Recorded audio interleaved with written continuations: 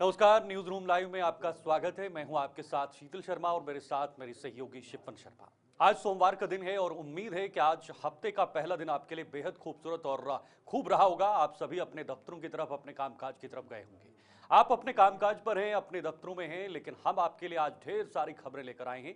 देश और विदेश से जुड़ी हर खबर आप तक पहुंचाएंगे और रिपोर्टर्स के जरिए हर जानकारी से छोटी जानकारी आपको बताएंगे कि आज क्या कुछ खास रहने वाला है। आज खबरों के हवाले से क्या कुछ ऐसा विशेष है जो हम आपको बताने वाले हैं। शुरुआत न्यूज रूम लाइव में इस वक्त आज की मुख्य हेडलाइंस के साथ, मुख्य खबरों के साथ करेंगे। आज की पहली बड़ी खबर, प्रधानमंत्री नरेंद्र मोदी विदेश यात्रा के लिए रवाना हुए और ये विदेश यात्रा कितनी अहम है ये भी आपको विस्तार से बताएंगे।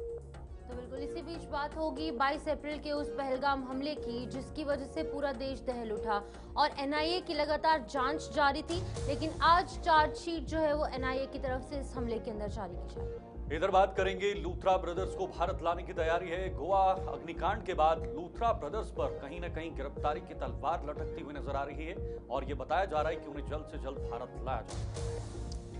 बिल्कुल इसी बीच बात होगी उस रैली को लेकर जो कि अब विवादों से घिर चुकी है। ये है वोट चोर गद्दी छोड़ रैली, जो कि कांग्रेस पार्टी की तरफ से पूरे देश भर में देखने को मिल रही है। क्या है ये पूरा मामला, वो आपको विस्तार से बताएंगे। इधर बात उत्तर प्रदेश की राजनीति की करेंगे। अखिलेश को मौलाना रजवी की नसीहत मिली है। अब ये नसीहत क्या है, इसका पॉलिटिकल इंपैक्ट क्या है, इसका राजनीतिक प्रभाव क्या है, ये भी आपको बताने की कोशिश करेंगे। तो शुरुआत फिलहाल न्यूज रूम लाइव में इस वक्त पहली और बड़ी खबर से करेंगे। अहम खबर है, विदेश यात्रा के लिए आज पीएम मोदी रवाना हुए हैं और 4 दिन में 3 देशों की यात्रा करेंगे। ये देखिए बहुत बड़ा दौरा रहने वाला है। 4 दिन का लगभग ये दौरा है और इस दौरान में 3 देशों तक पीएम मोदी जाएंगे। जॉर्डन, इथियोपिया और ओमान की यात्रा प्रधानमंत्री मोदी की तरफ से होगी। अंतिम चरण में पीएम मोदी ओमान भी पहुंचेंगे और आज से ये विदेश दौरा शुरू हो चुका है प्रधानमंत्री नरेंद्र मोदी का और कूटनीतिक का लिहाज से यह दौरा बहुत महत्वपूर्ण होने जा रहा है। अक्सर जब प्रधानमंत्री विदेश दौरे पर जाते हैं तो उसका कूटनीतिक मैसेज, उसका कूटनीतिक कोई ना कोई लाभ, कोई ना कोई बेनिफिट भारत को जरूर मिलते हुए नजर आता है। शिपन, तो बिल्कुल आपको बता दें कि प्रधानमंत्री नरेंद्र मोदी आज से ही विशेष दौरे पर जो है यहाँ पर रवाना हो गए हैं। पीएम मोदी का ये 4 दिन का दौरा रहने वाला है जिसमें वो 3 अलग अलग देशों में जाएंगे। जरा उनका स्केड्यूल क्या कुछ रहेगा वो आपको बता दें। प्रधानमंत्री नरेंद्र मोदी जो है वो 15 और 16 दिसंबर को जॉर्डन के राजा अब्दुल्ला द्वितीय बिन अल हुसैन के द्विपक्षीय वार्तालाप जो है यहाँ पर उनकी देखने को मिलेगी। इसी बीच में 17 और 16 यानी कि 16 और 17 दिसंबर को इथियोपिया के दौरे पर रहेंगे और इसके ठीक एक दिन के बाद यानी कि 17 और 18 दिसंबर को वो ओमान सल्तनत का रुख करेंगे, जहाँ पर पीएम के इस दौरे को काफ़ी ज़्यादा खास माना जा रहा है क्योंकि 3 अलग अलग देश, 4 दिन और लगभग ये 4 दिन बहुत ज़्यादा महत्वपूर्ण बताए जा रहे हैं। दोनों तरह से बातचीत का दौर होगा। बड़ी जो उम्मीद है यही है कि बड़ी बड़ी डील्स हो सकती हैं क्योंकि भारत विश्व पटल पर एक बहुत बड़ा नाम बन चुका है। तो जब भारत के प्रधानमंत्री किसी भी देश में जाते हैं तो ये अपने आप में बहुत बड़ी बात हो जाती है। फिलहाल आपको बता दें कि प्रधानमंत्री का ये विदेश दौरा कब कहां पर रहेगा, जरा ग्राफिक्स के माध्यम से समझाएंगे। जहां पर जॉर्डन, इथियोपिया और ओमान की यात्रा पीएम मोदी की तरफ से की जाएगी। 4 दिनों की ये यात्रा 3 अलग अलग देशों के अंदर देखने को मिलेगी। बिल्कुल देखिए बहुत महत्वपूर्ण है। 15-16 दिसंबर को जॉर्डन दौरा रहेगा और उसके बाद 16 और 17 दिसंबर को इथियोपिया दौरा भी पीएम मोदी की तरफ से होने वाला है। ये देशों का नाम आपने बहुत कम सुना होगा, लेकिन पीएम मोदी की ये कूटनीतिक दृष्टि हमेशा बताती है कि बड़े से बड़े देशों के साथ साथ छोटे से छोटे देशों के साथ भी भारत के संबंध बेहतर होने चाहिए। तो बिल्कुल आपको बता दें कि 17 और 18 दिसंबर को ओमान का दौरा पीएम मोदी का देखने को मिलेगा। इस दौरे का मकसद क्या कुछ है वो जरा आपको समझाएंगे। इसका मकसद है द्विपक्षीय संबंधों को और मजबूत करना, रक्षा व्यापार को और बढ़ावा देना और तमाम चर्चाएं जो है वो देखने को मिलेंगी जिसमें कि रक्षा को लेकर बात होगी यानी कि डिफेंस सेक्टर को लेकर बात होगी, ट्रेड को लेकर बात होगी, मार्केट दोनों कंट्रीज के, तमाम कंट्रीज के किस तरीके से चल रहे हैं, इन तमाम मुद्दों को लेकर बात होगी क्योंकि एट द एंड भारत जो है एक बहुत बड़ा मार्केट है और बहुत सारी चीज़ें जो है वो भारत की तरफ से एक्सपोर्ट भी की जाती हैं। तो कहीं ना कहीं भारत का जो एक लेवल बन चुका है वो बहुत ऊपर का बन चुका है। चौथे नंबर पर अर्थव्यवस्था जो है वो यहाँ पर भारत की है, तो जिसके चलते कि अब तमाम जो देश हैं उत्सुक रहते हैं कि कब भारत के प्रधानमंत्री का इतना बड़ा चेहरा, इतना बड़ा नाम उनके कंट्री में पहुंचे और कहीं ना कहीं उनको भी मौका मिले भारत के साथ ट्रेड करने का, डिफेंस सेक्टर में बातचीत करने का, या फिर सिर्फ एक टेबल टॉक करने का। बिल्कुल, देखिए जॉर्डन की बात करें तो जॉर्डन के बीच भारत के रिश्ते काफी महत्वपूर्ण हैं और आज से नहीं बल्कि 1947 से आजादी से लेकर अभी तक जॉर्डन के साथ भारत के राजनीतिक, व्यापारिक और सुरक्षा सहयोग हमेशा रहता है और आज भी पीएम मोदी इसको मजबूत करने का एक प्रयास करेंगे। दोनों नेता क्षेत्रीय सुरक्षा, आतंकवाद विरोधी रणनीतियां या आर्थिक साझेदारी दोनों देशों के बीच होना संभव है। खास तौर पर आतंकवाद के खिलाफ लड़ाई भारत ने जो वैश्विक स्तर पर रखी है, वैश्विक पटल पर रखी है, उसका हमेशा से प्रधानमंत्री नरेंद्र मोदी ने सभी देशों के समक्ष ये रखा है कि भाई जो आतंकवाद है वो वैश्विक खतरा है, वो न सिर्फ भारत के लिए या कुछ देशों के लिए खतरा है बल्कि हर किसी के लिए खतरा है। तो ऐसे में ये बहुत इंपॉर्टेंट हो जाता है। अब भारत और इथियोपिया के जो रिश्ते हैं वो कई दशकों से, लेकिन आज तक भारत का इथियोपिया की पहली औपचारिक प्रधानमंत्री यात्रा हो रही है। मैंने आपको पहले ही बताया कुछ देशों के नाम आपने शायद पहली बार सुने होंगे और पहली बार वहां पर जाना और भारत के साथ उनका ट्रेड या बाकी अन्य संबंधों को मजबूत करना ही सबसे बड़ी बात है।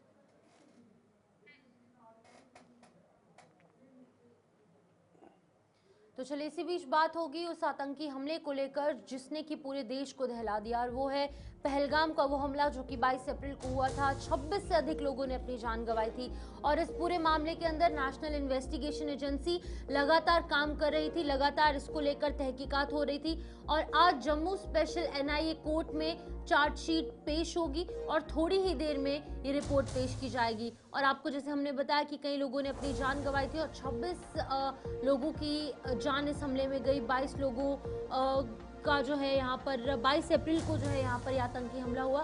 तो फिलहाल इसको लेकर लगातार जो विवाद है वो देखने को मिल रहा था और अब जाकर आज जम्मू स्पेशल कोर्ट में इसकी एक रिपोर्ट पेश कर दी जाएगी। बिल्कुल, अप्रैल का महीना 2025 और पर्यटकों से खचाखच भरा हुआ वो पहलगाम का मैदान, वो खूबसूरत और हरियाली से भरा हुआ मैदान, ऊंची पहाड़ियां, टीले और सफेद चादर बिछी हुई बर्फ जो पहाड़ों पर रंगीन वो वादियां नजर आ रही थी। उस बीच वो पर्यटक अपने पर्यटन या कई राज्यों से वहां पर पहुंचे थे और उसका लुत्फ ले रहे थे, नज़ारा ले रहे थे, लेकिन अचानक वहां पर कई सारे हथियारधारी आतंकवादी पहुंचते हैं और नाम पूछकर उनकी हत्या कर देते हैं। ऐसे में 26 से 27 लोगों की जानें वहां पर गई थी पूरे देश में। उसके बाद आक्रोश नजर आया और सरकार ने भी फैसला लिया, ऑपरेशन सिंदूर भी चलाया। लेकिन इंटरनली जब एनआईए के कंधों पर ये जांच की जिम्मेदारी सौंपी तो एनआईए ने इसके हर जो कहीं ना कहीं जड़ है उसको खंगालना शुरू किया कि आखिर ये कहां से संचालित हो रहा था, कैसे वो आतंकवादी वहां पर पहुंचे, किनकी मदद से पहुंचे।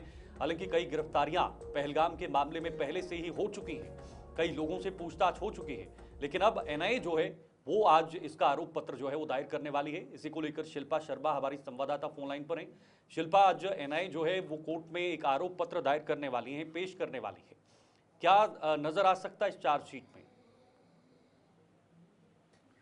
देखिए, पहलगाम आतंकी हमला जो कि जिसने पूरे देश को जो है वो झकझोर कर रख दिया था और इस घटना को कोई भी नहीं भुला सकता है। देखिए, आज एनआईए के द्वारा जो है वो चार्जशीट स्पेशल कोर्ट में जो है वो दायर होने वाली है। एनआईए को ये मामला जो है वो सौंपा गया था और एनआईए के द्वारा पूरी तरीके से जांच करने के बाद जो है वो आज चार्जशीट जो है वो पेश की जाएगी कि 232 दिनों में जो है वो एनआईए ने अपनी जांच पूरी की थी और इस केस में पहली गिरफ्तारी थी जो है कई गिरफ्तारियां भी हुई थी और अब 176 दिन के बाद जो है वो चार्जशीट दाखिल होने जा रही है। देखिए, ये चार्जशीट जो है वो दायर की जाएगी, पेश की जाएगी और इस चार्जशीट में कई सारे जो है वो जिस प्रकार से सबूत जो है वो इकट्ठा किए हुए हैं और इस समय निगाहें जो है वो कोर्ट पर है कि एनआईए के द्वारा क्या कुछ जो है वो चार्जशीट में दायर किया जाएगा, क्योंकि करीबन आप देखेंगे 500 से भी ज्यादा ऐसे लोग थे जिससे पूछताछ जो है वो की गई है।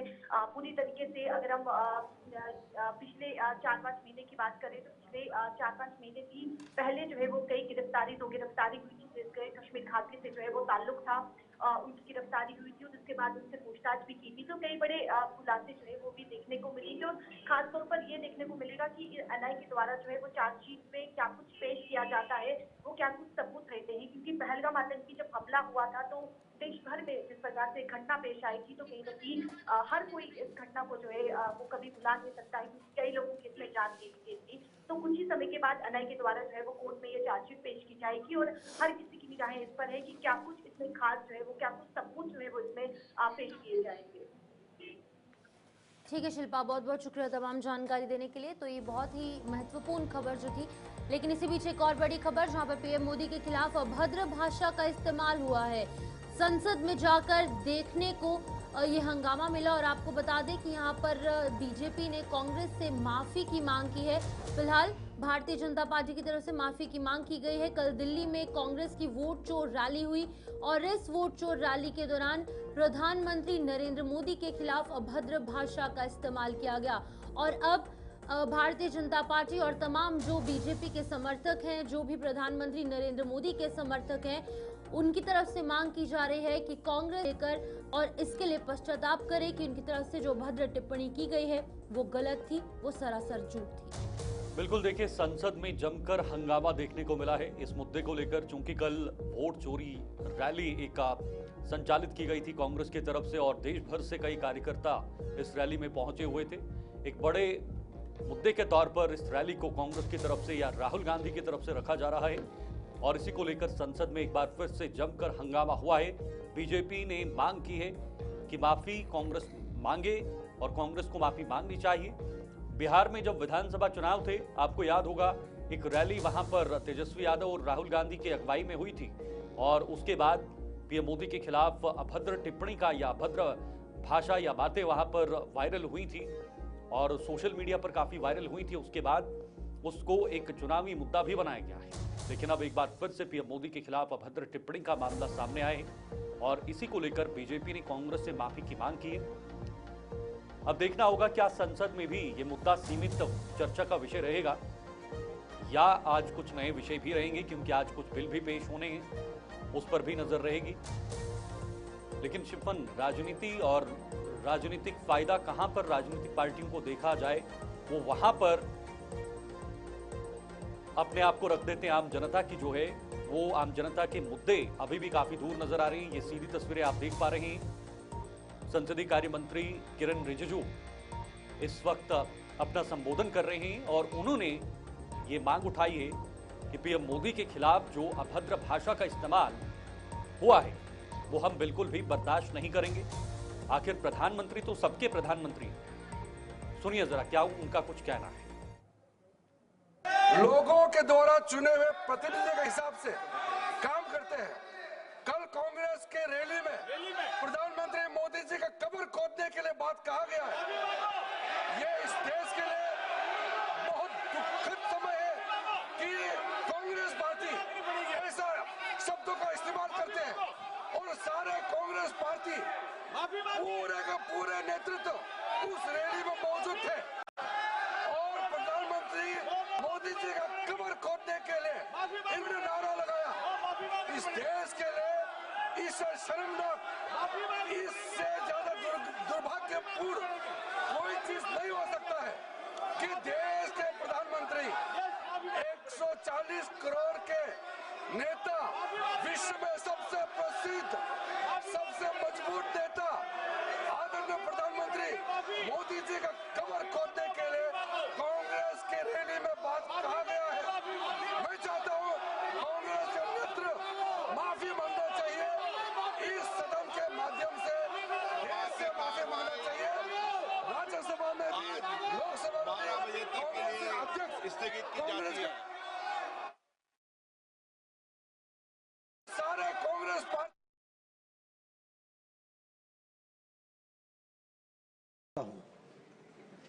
कि कल जो कांग्रेस पार्टी की रैली हुई उसमें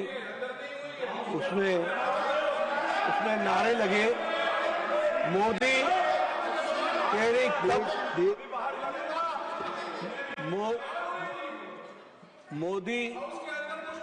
मोदी तेरी कब्र खुदेगी, आज नहीं तो कल खुदेगी। ये इस तरीके के नारे की बात रिकॉर्ड पे जा रही है, प्लीज। ये तरीके के नारे कांग्रेस पार्टी के सोच और मानसिकता को दर्शाता है। ये नामदारों के झंझलाहट को स्पष्ट इंगित करता है और साथ में इस तरीके की बात कहना एक प्रधानमंत्री जी के खिलाफ और मृत्यु की कामना करना, यह अपने आप में बहुत ही निंदनीय है। इसके लिए हमारे नेता प्रतिपक्ष और कांग्रेस पार्टी के नेता यहां बैठी हैं, आदरणीय सोनिया गांधी जी, इनको देश से माफी मांगनी चाहिए और देश से माफी मांगनी चाहिए और ये नामदारों की झंझलाहट है, इसको समझना चाहिए। और मैं ये भी कहना चाहूंगा कि राजनीति का स्तर कांग्रेस पार्टी ने इतना गिरा दिया है जो कल्पना के बाहर है। इसलिए इसकी मैं घोर निंदा भी करता हूं और मैं श्रीमती सोनिया गांधी जी से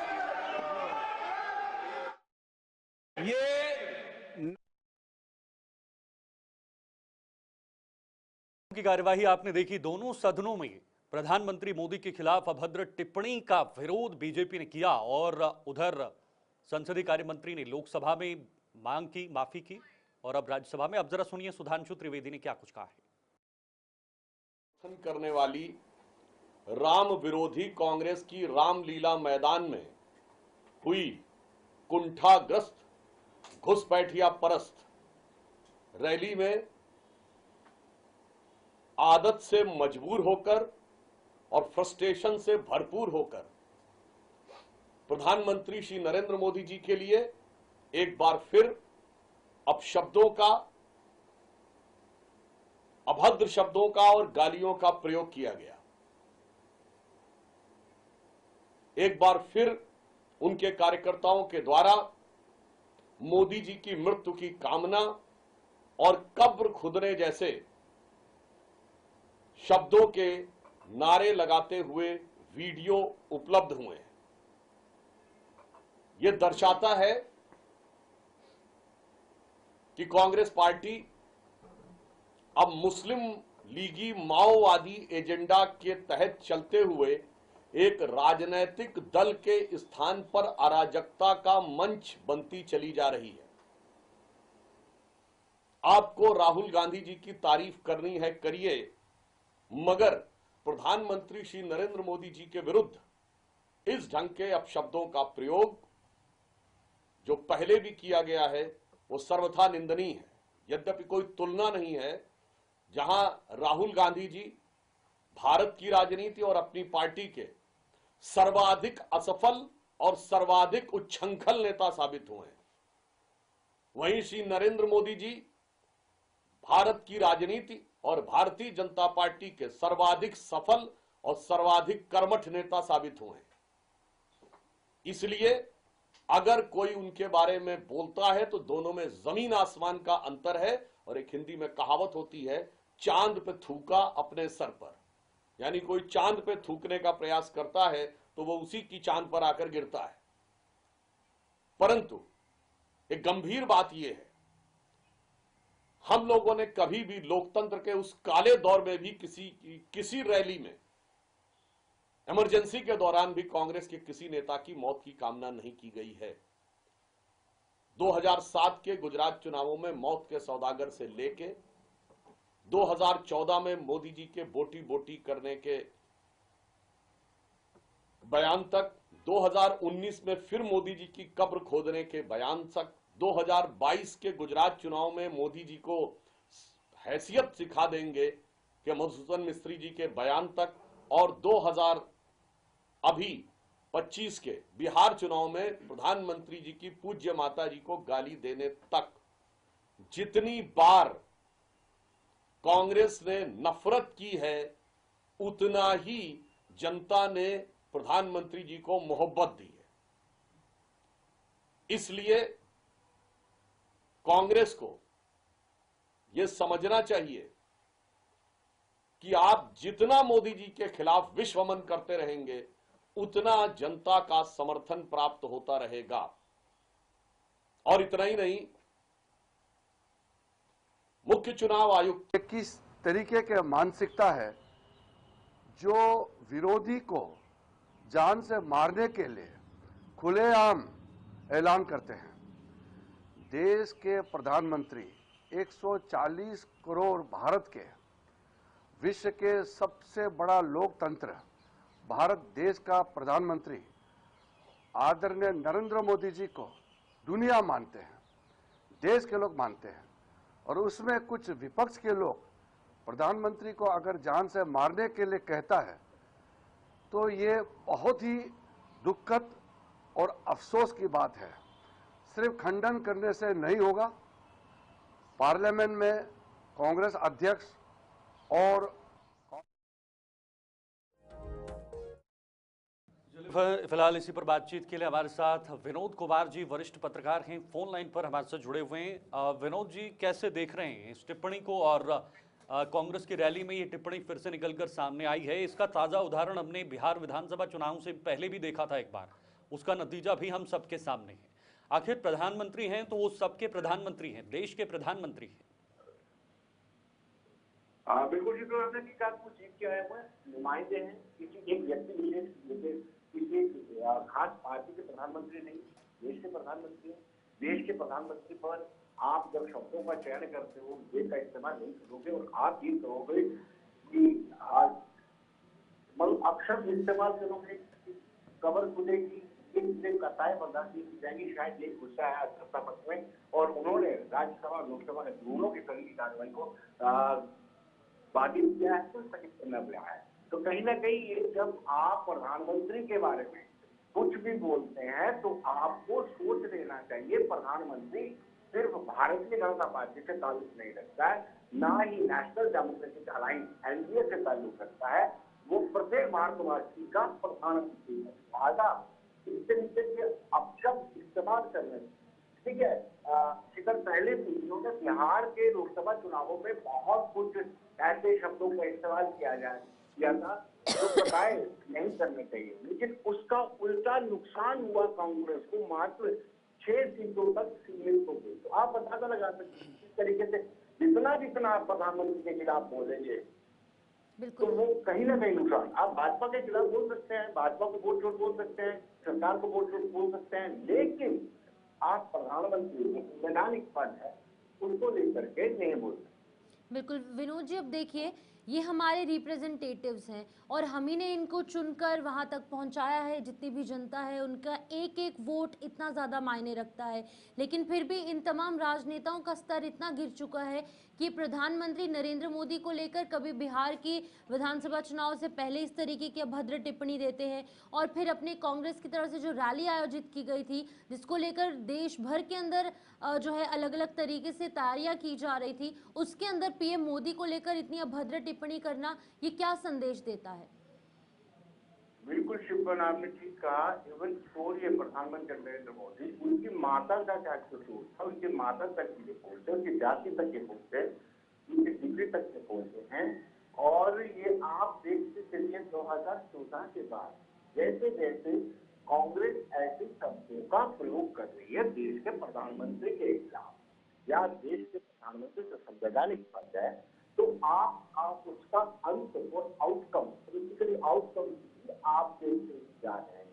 बिहार के इलेक्शन आप किसी स्टेट के इलेक्शन में कांग्रेस कितनी सीमित होती जा रही है, उसका प्रमुख कारण भी यही है कि आप देश के चुने हुए प्रधानमंत्री के प्रति आस्था नहीं रखते हैं। आप पार्टी को, सरकार को कह सकते हैं, उसको कुछ बात दे सकते हैं, लेकिन जो संवैधानिक पद है, जो जनता ने, देश की पूरी जनता ने दूसरे से प्रधानमंत्री दिया है, उसके प्रति इस तरह के शब्दों का इस्तेमाल कहीं न कहीं कांग्रेस को अवॉइड करना चाहिए, क्योंकि उससे लगातार नुकसान भी पार्टी को हो रहा है कांग्रेस। लेकिन विनोद जी, एक छोटा सा जवाब आपसे चाहूंगा, इसमें क्या राजनीतिक जो तुष्टीकरण की भू है वो भी नजर आती है ऐसे शब्दों को बयां करके? तो क्या संकेत ये सब राजनेता हमारे समाज को देना चाहते हैं, हमारे देश को देना चाहते हैं? राजनीतिक स्तर, भाषा शैली इतनी गिर चुकी है। हाँ बिल्कुल, आपने ये कहा कि जब पॉलिटिकल राजनीतिक शैली जिस तरह से बिगड़ जाती है, डिरेल, मैं इसको डिरेल शब्द का इस्तेमाल करूंगा कि राजनीति पूरी तरह से डिरेल हो चुकी है।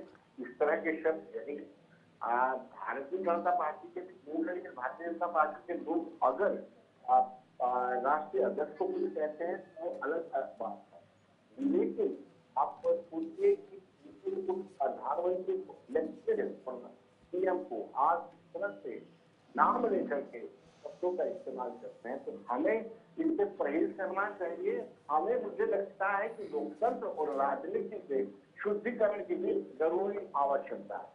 ठीक है विनोद जी, बहुत बहुत शुक्रिया। हमारे साथ हमारे सीनियर न्यूज़ एडिटर ज्वाइन किए थे विनोद कुमार जी, उन्होंने तमाम जानकारी साझा की। और प्रधानमंत्री नरेंद्र मोदी को लेकर इस तरीके की अभद्र टिप्पणी कितनी जायज़ है, कितना सही, कितना गलत, ये जनता खुद बेहतर जानती है। इसी बीच आगे बढ़ेंगे, जहां पर उत्तर प्रदेश को लेकर बात की जाए तो सीएम योगी आदित्यनाथ की तरफ से एसआईआर को लेकर एक बड़ा बयान सामने आया है। एसआईआर में करीब 4 करोड़ मतदाताओं का गैप है, ये कहना है सीएम योगी आदित्यनाथ का। और इस बयान के बाद पूरे उत्तर प्रदेश में एसआईआर को लेकर सियासत और तेज हो चुकी है। पहले से ही बीएलओस की मौत को लेकर, उसके बाद इसकी समय अवधि जब बढ़ाई गई, इन तमाम रीजंस के चलते ऑलरेडी एसआईआर का मुद्दा पूरे भारतवर्ष के अंदर गर्माता नजर आया। लेकिन अब जब बयानबाजी की गई तो और ज्यादा सियासत गर्मा चुकी है। बिल्कुल, देखिए एसआईआर इस वक्त राजनीतिक का मुद्दा बन गया है और सबसे बड़ा मुद्दा बन गया है। संसद से सड़क तक, चुनाव से ना चुनाव तक भी एसआईआर का मुद्दा गूंज रहा है। अभी चुनाव 2026 में कुछ राज्यों में होने हैं, लेकिन एसआईआर को लेकर अभी से जबरदस्त सियासत नजर आ रही है। 2027 में उत्तर प्रदेश में भी विधानसभा के चुनाव होने। उत्तर प्रदेश देश का सबसे बड़ा राज्य है, इसका राजनीतिक इम्पैक्ट पूरे देश में और लोकसभा के चुनाव में भी रहता है, यानी केंद्र की राजनीति पर भी रहता है। ऐसे में एसआईआर के जरिए ही दोनों पक्ष जो हैं वो राजनीति कर रहे हैं। हालांकि जरूर सरकार की तरफ से कहना है कि भाई एसआईआर से शुद्धिकरण होगा, इससे वो लोग बाहर निकलेंगे जो अवैध रूप से वोटर्स बने हुए या जो घुसपैठियां हैं। इस पर कार्रवाई भी हुई है उत्तर प्रदेश में खास तौर पर।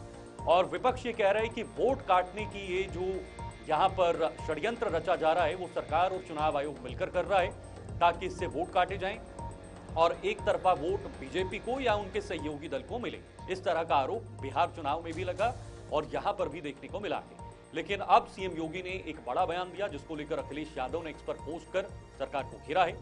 और एसआईआर पर यह बयान है कि भाई 4 करोड़ मतदाताओं का गैप है। हालांकि कुछ दिन पहले एक रिपोर्ट आई थी या कुछ खबरें आई थी जिसमें कहा गया था कि कई सारे वोटर्स हैं जिन्होंने अभी भी अपना पंजीकरण नहीं करवाया है, रजिस्ट्रेशन नहीं करवाया है या उनने फॉर्म नहीं भरा है।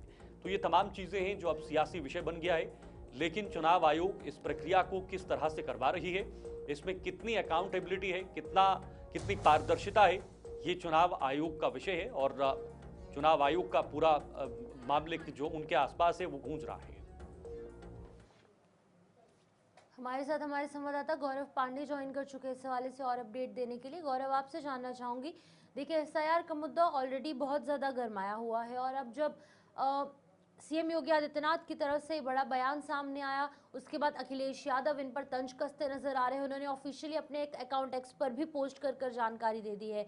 क्या है ये पूरा मामला, सीएम योगी आदित्यनाथ की तरफ से क्या कुछ कहा गया, उसके बाद तीखा हमला क्या कुछ निकल कर सामने आया विपक्ष की तरफ से, पूरी जानकारी बताइएगा। देखिए एसआईआर जो है वो पूरे प्रदेश में चल रहा है। इसके साथ साथ 11 अन्य राज्य हैं जहां एसआईआर की प्रक्रिया चल रही है। उत्तर प्रदेश की अगर मैं बात करूं तो उत्तर प्रदेश में उत्तर प्रदेश के मुख्यमंत्री योगी आदित्यनाथ के इस बयान के बाद से राजनीति तेज हो गई है। उनका बयान है कि 4 करोड़ मतदाताओं का गैप है, यानी कि एसआईआर के फॉर्म में जो अब तक 16 करोड़ होने चाहिए वो करीब करीब 12 करोड़ है, यानी कि 4 करोड़ लोग गैपिंग में है, यानी उनका फॉर्म नहीं भरा गया या बीएलओ उनके घर तक नहीं पहुंच पाए या किसी भी अपरिहार्य स्थिति में 4 करोड़ लोग मिसिंग है। उत्तर प्रदेश के मुखिया का ये बयान है कि 4 करोड़ लोग विपक्ष के नहीं हैं बल्कि आपके हैं, इसलिए संगठन मिलजुल कर कार्य करे, संगठन लोगों को एसआईआर फॉर्म की प्रक्रिया के बारे में बताए और वहाँ पर एसआईआर के फॉर्म को भर करके इन मतदाताओं को जोड़ने या उनके शुद्धिकरण का कार्य कराया जाए। अखिलेश यादव ने विपक्ष के नेता होने के कारण एक तरीके से अपना ट्वीट किया है, एक्स पर लिखा है कि ये 4 करोड़ मतदाताओं का जो हेरफेर है वो साफ तौर पे वोटिंग लिस्ट से उनका नाम काटने को लेकर के है, जिससे इन सभी मतदाताओं को सीधे तौर पर प्रदेश की सरकार अपने साथ ले जाए। तो अब एसआईआर की प्रक्रिया जहां पहले लगातार ये चल रहा था कि बीएलओ पर काम का प्रेशर है, बीएलओ जान दे रहे हैं, आत्महत्या कर रहे हैं, कोर्ट की तरफ से बैठक हुई, बैठक में ये बताया गया कि 2 हफ्ते का समय उत्तर प्रदेश में बढ़ा दिया गया, अन्य जिलों में अलग अलग समय बढ़ाया गया है। बावजूद उसके अभी भी उत्तर प्रदेश में तकरीबन ऐसे हैं लोग जो अभी भी एसआईआर की प्रक्रिया में शामिल नहीं हो सके हैं, और 4 करोड़ से ज़्यादा ऐसे लोग हैं जो अभी तक गैप है। इस गैप को भरना होगा, प्रदेश सरकार का सीधे तौर पे कहना है। जी बिल्कुल, लेकिन योगी आदित्यनाथ ने कुछ महत्वपूर्ण बातें इसमें कही हैं कि जल्द से जल्द 4 करोड़ मतदाताएं या जो भी मिसिंग मतदाता हैं उनका नाम जल्दी से जोड़िए, नहीं तो इससे हमारे संगठन को ही नुकसान होगा। क्या वजह रही कि अभी भी इतने सारे वोटर्स जो हैं वो इस गैप में हैं, वो अभी लिस्ट में शामिल नहीं हो पाए हैं? वजह कहाँ पर है और चुनाव आयोग इस पर क्या प्रतिक्रिया दे रहा है? चुनाव आयोग इसे कैसे हैंडल कर रहा है? देखिए, चुनाव आयोग तो लगातार ये कह रहा था कि काम कंप्लीट होने की दिशा में है, यानी कि लास्ट डेट भी निकल गई थी, 2 हफ्ते बढ़ाई गई। लेकिन प्रदेश सरकार का ये कहना है कि अभी भी तमाम ऐसे लोग हैं जिन्होंने एसआईआर की प्रक्रिया को अपनाया नहीं है, एसआईआर की प्रक्रिया को मूल रूप से नहीं किया है। अगर मैं विशेषकर बात करूं तो ग्रामीण अंचल के जो लोग हैं, ठीक है, गांव से जुड़े लोग हैं, वो अभी तक एसआईआर की प्रक्रिया को पूरी तरीके से भर नहीं पाए हैं। अच्छा, एसआईआर की प्रक्रिया को भरने में कहीं ना कहीं कंफ्यूजन भी है, क्योंकि जो समाजवादी पार्टी को मानते हैं, समाजवादी पार्टी की विचारधारा के साथ आगे चल रहे हैं, वो एसआईआर की प्रक्रिया में पार्टिसिपेट नहीं कर रहे। बीएलओ को ये समस्या आ रही है कि वो घर पहुंचते हैं तो फॉर्म भरा हुआ नहीं मिलता, फॉर्म भरने लगते हैं तो आधे से ज़्यादा लोग ऐसे मिलते हैं जो मृतक है या एक स्थान से हटकर दूसरे स्थान पर जा चुके हैं। तमाम इस तरीके की खामियां हैं। हालांकि चुनाव आयोग ने अब तक इस पर कोई ऑफिशियल बयान नहीं दिया है, लेकिन प्रदेश के मुखिया के इस बयान के बाद से कहीं ना कहीं एक अफरा तफरी जरूर मच गई है, और राजनीतिक खेमे में कहीं ना कहीं हलचल है कि 4 करोड़ मिसिंग लोग जो हैं वो पार्टी अपने फायदे में भुना न ले 2027 के विधानसभा चुनाव में। वहीं सरकार का ये मानना है कि इन 4 करोड़ लोगों का फॉर्म भरा जाना चाहिए, ये गैप फिल किया जाना चाहिए, नहीं तो विपक्ष इसका फायदा उठा सकता है। ठीक है गौरव, इसका दूसरा एक संकेत भी आता है। बहुत बहुत शुक्रिया आपका ये तमाम जानकारी के लिए। योगी आदित्यनाथ ने विपक्ष के उन आरोपों को भी अपनी भाषण से, अपनी बातों से खारिज किया है कि भाई लगातार विपक्ष आरोप लगा रहा है कि एक तरफा वोटर्स काटे जा रहे हैं, विपक्ष के वोटर्स काटे जा रहे हैं। इसका एक मैसेज, सकारात्मक मैसेज अपनी संगठन या बीजेपी की तरफ ही जा रहा है। आगे बढ़ेंगे, अब बात उस बयान की करेंगे। अखिलेश के बयान पर मौलाना की प्रतिक्रिया। कहा है एसआईआर को हिंदू मुस्लिम में न बांटे। अखिलेश ने जो कहा था उसके विरोध में यह बयान दिया है। मौलाना रजवी बरेलवी ने बयान पर नाराजगी जताई। क्षेत्र में कितने मतदाता, इसी को सुनिश्चित करना है, ये किसी पार्टी का काम नहीं, ये मौलाना ने कहा। बरेली में ऑल इंडिया मुस्लिम जमात के राष्ट्रीय अध्यक्ष मौलाना मुफ्ती शहाबुद्दीन रजवी बरेलवी ने समाजवादी पार्टी के अध्यक्ष अखिलेश यादव के बयान पर प्रतिक्रिया देते हुए कहा कि इलेक्शन कमीशन ऑफ इंडिया ने भारत के नागरिकों की मतदाता सूची को दुरुस्त करने के लिए एसआईआर कार्यक्रम शुरू किया है, और इसके जरिए पूरे भारत में मतदाता सूची दुरुस्त की जा रही है। हजारों बीएलओज और जो सरकारी कर्मचारी हैं उनको लगाया गया है। इलेक्शन कमीशन ऑफ इंडिया का मकसद कोई हिंदू मुस्लिम संप्रदाय माहौल तैयार करना नहीं है, बल्कि ये सुनिश्चित करना है कि किस क्षेत्र में कितने मतदाता हैं और कितने लोग एक जगह से दूसरी जगह चले गए या कितने लोगों का देहांत हो चुका है। वहीं मगर समाजवादी पार्टी के अखिलेश यादव इलेक्शन कमीशन की इस मुहिम को हिंदू और मुसलमानों के दरमियान बांट रहे हैं। उनका कहना है कि इलेक्शन कमीशन मुसलमानों का वोट काट रहा है, जबकि हकीकत में ऐसा कुछ भी नहीं है। वो बचकाना बातें कर रहे हैं, पर परिपक्व और समझदार नेता हर चीज पर हिंदू मुस्लिम का लेबल नहीं लगाते हैं। सुनिए सर।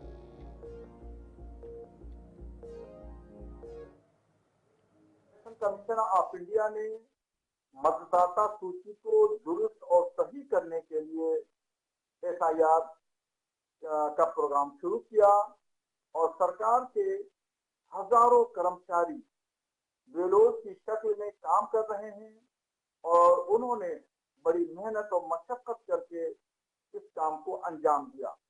इसका मकसद ये है कि मतदाता सूची को दुरुस्त करना, डाटा को सही करना, कौन कहाँ कितने जगह पे कितने लोग हैं और कहां से कहां दूसरे जगह पे मुंतकिल हो गए हैं, कितने लोगों का इंतकाल हो गया, इन तमाम सूचियों को दुरुस्त करने के लिए ये इलेक्शन कमीशन ने मुहिम शुरू की है।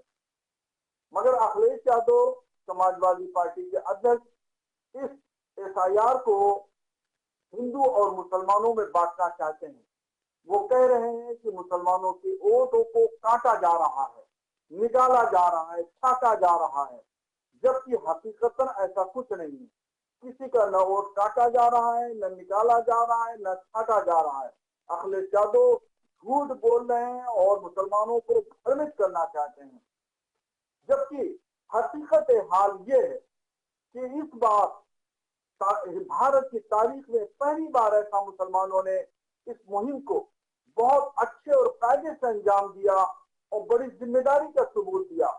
भारत में रहने वाले लोग या विदेश में अरब की खाड़ियों में देशों में रहने वाले नौजवान या भारत के किसी हिस्से में काम करने वाले मजदूर पेशा, उन लोगों ने अपने घर के लोगों को संपर्क किया और बड़ी जिम्मेदारी से फार्म भरवाए, ये लोगों को जमा कराया।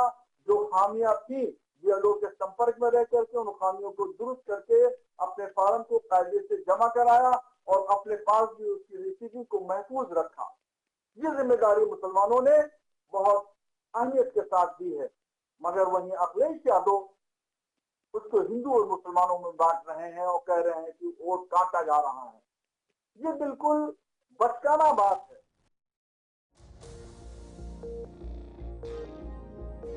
चलिए फिलहाल एक बड़ी खबर है, पीएम पर अभद्र भाषा का मामला, सदन में हंगामा और हंगामे के चलते कार्यवाही स्थगित हो गई है। देखिए बड़ी अपडेट है, सोनिया गांधी देश से माफी मांगी, जेपी नड्डा ने ये बड़ी बातें कही हैं और वोट चोरी रैली में पीएम पर अभद्र भाषा का इस्तेमाल किया गया, उसी का मामला अब गरमाया हुआ है और ये संसद में भी उठाया गया, सदन में भी उठाया गया। दोनों सदनों में इसी विषय पर बातचीत हुई और कांग्रेस से या विपक्ष से माफी मांगने की बात कही। सोनिया गांधी से देश के साथ माफी मांगने की बात जेपी नड्डा जो नेता सदन है राज्यसभा में, उन्होंने कहा है। तो बिल्कुल आपको बता दें कि प्रधानमंत्री नरेंद्र मोदी पर अभद्र भाषा का ये पूरा मामला ये पहली बार नहीं है। अक्सर हम देखते हैं कि विपक्ष की तरफ से इस तरीके की बातें उठाई जाती हैं, कभी उनकी मां को लेकर, कभी उनको लेकर, और अब एक बार फिर से पूरे देश भर के अंदर जब कांग्रेस पार्टी की तरफ से वोट चोर गद्दी छोड़ रैली का आयोजन किया गया, जिसमें कि हजारों लाखों की संख्या में कांग्रेस के समर्थक और इंडिया अलायंस के समर्थक पहुंचे, वहां पर अभद्र टिप्पणी की गई प्रधानमंत्री नरेंद्र मोदी को लेकर। और अगर जो विपक्ष है वो अगर सत्ता पक्ष की पार्टी पर अभद्र टिप्पणी करे तो कहीं ना कहीं लोकतंत्र की इस प्रक्रिया के अंदर जायज करार दिया जाएगा, लेकिन प्रधानमंत्री को लेकर इतने बड़े पद पर, जो संवैधानिक पद है, उस पर विराजमान एक ऐसा व्यक्ति जिसका कि एक संवैधानिक पद है, उसको लेकर इस तरीके की बातें करना कहीं ना कहीं अपने आप में अमानवीय भी है और कहीं ना कहीं बहुत बड़ा अपराध भी है। लेकिन फिलहाल अब कांग्रेस पार्टी जहां पर एक तरफ इसको सही करार दे रही है, दूसरी तरफ भारतीय जनता पार्टी के राष्ट्रीय अध्यक्ष जगत प्रकाश नड्डा, उनकी तरफ से सदन में कहा गया कि सोनिया गांधी जो कि एक जिम्मेदार नागरिक भी हैं और जिम्मेदार नेता भी हैं कांग्रेस पार्टी की, उन्हें जल्द से जल्द माफी मांगनी चाहिए, क्योंकि प्रधानमंत्री नरेंद्र मोदी को लेकर या फिर किसी भी ऐसे संवैधानिक पद पर विराजमान एक व्यक्ति को लेकर इस तरीके की अभद्र टिप्पणी सरासर गलत। बिल्कुल, देखिए ये सिलसिला काफी सालों से चल रहा है। 2014 के बाद से, जब से पीएम मोदी प्रधानमंत्री की कुर्सी पर हैं, तरह तरह की बातें कही गई और नीच चाय वाला या बाकी अन्य शब्द कहे गए, लेकिन अब जिस प्रकार से बार बार पीएम मोदी को लेकर अभद्र टिप्पणी का इस्तेमाल किया जा रहा है, उसमें दो चीजें स्पष्ट नजर आ रही हैं। एक तो ये बौखलाहट हो सकती है, या दूसरा जिस तरह से शब्दों का प्रयोग किया गया है, कब्र खुदेगी या अन्य शब्द इस्तेमाल किए गए हैं, उससे तुष्टिकरण भी नजर आ रहा है। तो ये तमाम चीजें हैं जिसको लेकर अब माहौल जो है वो गर्म हो चुका है। इसका सीधा फायदा बीजेपी उठाना चाह रही है। बिहार में भी उठाया गया, बड़े स्तर पर उस बात को उठाया गया, एआई की वीडियोस भी वायरल हुई दोनों पक्षों की तरफ से। लेकिन अब देखना होगा कांग्रेस का रिएक्शन इस पर क्या होगा, कांग्रेस माफी मांगेगी या नहीं मांगेगी। हालांकि राजनीति में औपचारिकताएं या औपचारिकताओं का जो खेल है वो काफी लंबा होता है, बड़ा होता है। टिप्पणियां होती हैं, इस तरह के बयानबाजियां होती हैं, उसका राजनीतिक फायदा नुकसान दोनों निचोड़ आते हैं, लेकिन कभी माफी मांगते हुए नहीं देखा है। हर तरफ आपने हर जगह सुना होगा किसी भी नेता की तरफ से पहले बयान और उसके बाद मैंने जो कहा सही कहा, या अगर कहा भी तो उसको गलत तरीके से प्रेजेंट किया गया। इस तरह की चीजें निकल कर आती हैं। तो आज लोकसभा में भी और राज्यसभा में दोनों सदनों में इसी बात पर, इसी विषय पर बात उठी और कांग्रेस से माफी मांगने की बात कही है। राज्यसभा में नेता सदन सुनिए, लोकसभा के सदस्य थे वे शहरी और ग्रामीण विकास संबंधी संसदीय समिति के सदस्य भी रहे। श्री बालकृष्ण चौहान का निधन 78 वर्ष की आयु में 16 नवंबर 2025 को नई दिल्ली में हुआ। ये सबसे से लोकसभा के सदस्य थे। वे शहरी और ग्रामीण विकास की बात कहना एक प्रधान, ये इस तरीके के नारे की बात रिकॉर्ड पे जा रही है प्लीज। ये तरीके के नारे कांग्रेस पार्टी के सोच और मानसिकता को दर्शाता है। ये नामदारों के झंझलाहट को स्पष्ट इंगित करता है और साथ में इस तरीके की बात कहना एक प्रधान, ये इस तरीके के नारे की बात रिकॉर्ड पे जा रही है प्लीज। ये तरीके के नारे कांग्रेस पार्टी के सोच और मानसिकता को दर्शाता है। ये नामदारों के झंझलाहट को स्पष्ट इंगित करता है और साथ में इस तरीके की बात कहना एक प्रधान, ये इस तरीके के नारे की बात रिकॉर्ड पे जा रही है प्लीज। ये तरीके के नारे कांग्रेस पार्टी के सोच और मानसिकता को दर्शाता है। ये नामदारों के झंझलाहट को स्पष्ट इंगित करता है और साथ में इस तरीके की बात कहना एक प्रधान, ये इस तरीके के नारे की बात रिकॉर्ड पे जा रही है प्लीज। ये तरीके के नारे कांग्रेस पार्टी के सोच और मानसिकता को दर्शाता है। ये नामदारों के झंझलाहट को स्पष्ट इंगित करता है और साथ में इस तरीके की बात कहना एक प्रधान, ये इस तरीके के नारे की बात रिकॉर्ड पे जा रही है प्लीज। ये तरीके के नारे कांग्रेस पार्टी के सोच और मानसिकता को दर्शाता है। ये नामदारों के झंझलाहट को स्पष्ट इंगित करता है और साथ में इस तरीके की बात कहना एक प्रधान, ये इस तरीके के नारे की बात रिकॉर्ड पे जा रही है प्लीज। ये तरीके के नारे कांग्रेस पार्टी के सोच और मानसिकता को दर्शाता है। चलिए फिलहाल ताबिश कमाल है हमारे साथ, संवाददाता हमारे इस वक्त जुड़े हुए हैं जानकारी के लिए। ताबिश, कल जो अभद्र टिप्पणी का मामला है वो आज संसद में भी गूंजा है और दोनों सदनों में बीजेपी ने कांग्रेस से माफी की मांग उठाई है।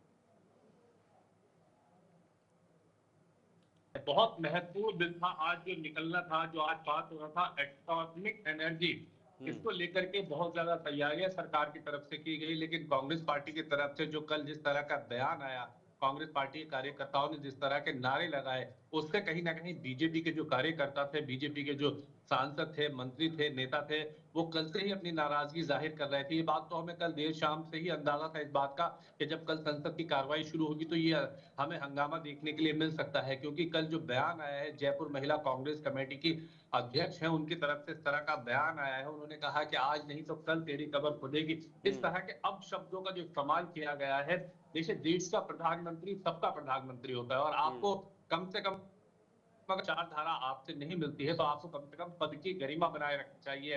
और यही कहीं ना कहीं हमें लगता था, कल भी हमें ऐसा प्रतीत होता था, क्योंकि बीजेपी के कई सांसद लगातार हमारे संपर्क में रहते हैं, उनसे जब चर्चा हो रही तो कह रहे थे कि जिस तरह का बेशर्मनाक बयान आया है, जिस तरह से ये, और बहुत बड़ी बात यह है कैमरे पर बार बार आकर के ये कहना कि हाँ हमने बयान दिया और हम इस बात पर अडिग रहेंगे, तो भारतीय जनता पार्टी इस बात पर नाराजगी जाहिर कर रही थी। कई सांसद, कई विधायक तो लगातार कल से हम बयान भी सुन रहे थे, पार्टी के वरिष्ठ नेताओं के बयान भी आए और आज सदन में भी वही हुआ। पहले प्रेस कॉन्फ्रेंस की जाती है, संसदीय कार्य मंत्री, केंद्रीय कैबिनेट मंत्री है किरण रिजिजू, वो प्रेस कॉन्फ्रेंस करके आरोप लगाते हैं और मांग करते हैं कि इस पर सोनिया गांधी को माफी मांगनी चाहिए।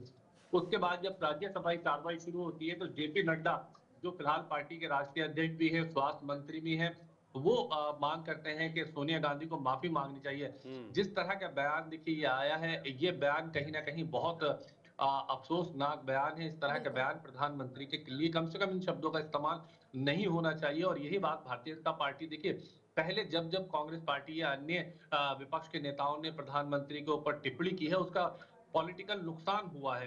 विपक्ष के नेताओं को ही हुआ है, चाहे वो कांग्रेस पार्टी हो या अन्य कोई राजनीतिक दल हो, उनको इसका नुकसान उठाना पड़ा है। क्योंकि आपकी विचारधारा हो सकता है कि नहीं मिलती है, कांग्रेस और बीजेपी की विचारधारा आपस में नहीं मिलती है, लेकिन पद की गरिमा और पद पर इस तरह का बयान देना ये कहीं ना कहीं दुर्भाग्यपूर्ण है। और यही बिल्कुल आज ताबिश, एक बड़ा जब मुद्दा हमने देखा है कि इस तरीके की बयानबाजी टिप्पणी की गई तो कहीं ना कहीं नुकसान उठाना पड़ा। वहीं दूसरी तरफ विपक्ष को एक पॉजिटिव क्रिटिसिज्म करना चाहिए जो कि एक्सपेक्ट किया जाता है, क्योंकि डेमोक्रेसी में इस तरीके की चीजें देखने को मिलती है। लेकिन अब ये बौखलाहट क्यों देखने को मिल रही है इस इतनी बड़ी रैली के दौरान इस तरीके की टिप्पणी करना?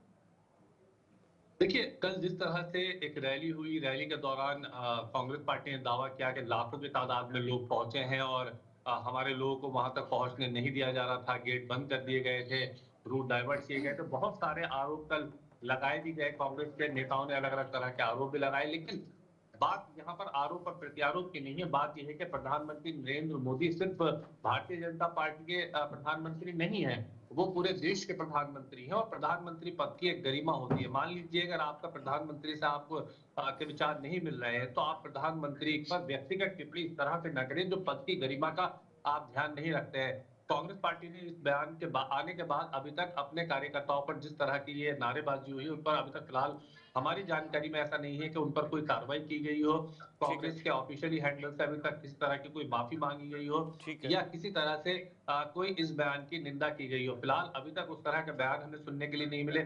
और यही जो पार्लियामेंट है, पार्लियामेंट में यही मांग की जा रही है कि फिलहाल सोनिया गांधी को इस मामले पर माफी मांगनी चाहिए और अपने कार्यकर्ताओं पर।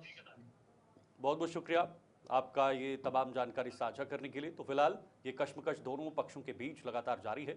अब इसका परिणाम क्या होगा, लोकसभा या राज्यसभा में जो कार्यवाही है वो कब तक चलेगी, इसका इंतजार रहेगा। फिलहाल न्यूज़ रूम लाइव में इतना ही। मुझे और मेरी सहयोगी को दीजिए इजाजत। नमस्कार।